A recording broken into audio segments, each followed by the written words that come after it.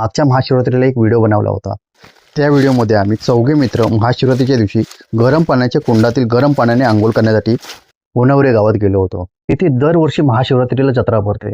खूप धमाल आली होती। सकाळी 5 वाजता उठून आम्ही रानातून गरम पाण्याच्या कुंडाच्या इथे गेलो होतो। तिथे पोहोचायला आपल्याला 5 तास लागेल। मला चेहरा पण दिसत नाही, तरी पण खूप आहे। तांब्या घेतलास काय? तांब्या नाही घेतला। कशाला जातो? होनवरे गावात जायला आमच्या गावातून डांबरी रस्ता आहे, पण आम्हाला लहानपणीची मजा जगायची होती। लहान असताना ह्याच रानातून आम्ही होनवरे गावातील त्या जत्रेसाठी जायचो। तो उत्साहच वेगळा होता। व्हिडिओ बनवण्याचं कारण म्हणजे हे गरम पाण्याचं कुंड। महाराष्ट्रात तुम्हाला बहुतेक ठिकाणी गरम पाण्याचे कुंड पाहायला मिळतील। वज्रेश्वरी येथील गरम पाण्याचं कुंड, राजापूर येथील गावातील गरम पाण्याचं कुंड, या कुंडाचे एक वेगळं महत्त्व आहे। मी आज बोलत आहे ते मंडणगडमधील होनवरे गावातील गरम पाण्याच्या कुंडाविषयी। होनवरे गावातील हे गरम पाण्याचं कुंड खूप जुनं आहे, पण अजून हे आसपासचे गाव सोडले तर कोणालाही माहीत नाही। ज्यांना माहीत आहे तेच फक्त येथे येतात। खूप सुंदर नजारा आहे। हे कुंड म्हणजे निसर्गाने गावकऱ्यांना दिलेली एक देणगी आहे। समोरच भारदा नदीची एक खोरे आहे। पावसाळा असो या हिवाळा, या कुंडातील पाणी गरमच असतो। दरवर्षी येथे महाशिवरात्रीला जत्रा भरते। येथील ग्रामस्थ सांगत होते, या जत्रेला 350 ते 500 वर्षाचा इतिहास आहे। अति प्राचीन ही यात्रा आहे। 250-300 वर्ष आमच्याकडे माहिती आहे, पण त्याच्या पूर्वीपासून पण चालत आलेला हा उत्सव आहे आणि खूप मोठ्या प्रमाणात होतो हा उत्सव।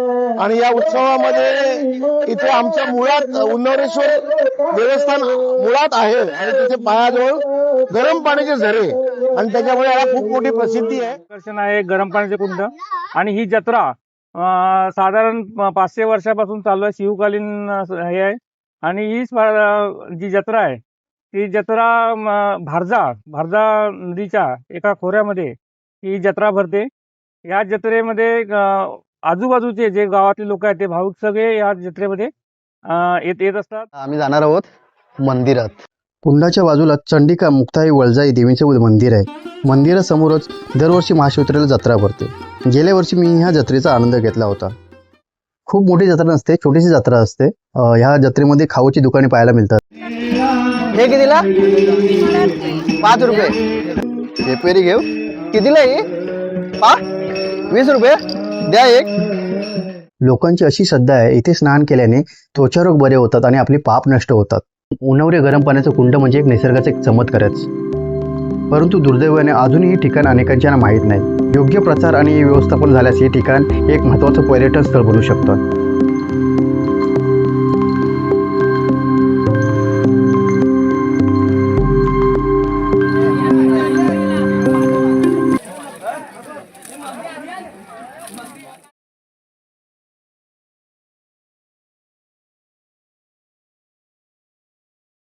कोकणात असे अनेक अनमोल ठेवे आहेत जे अजून जगासमोर यायचे आहेत।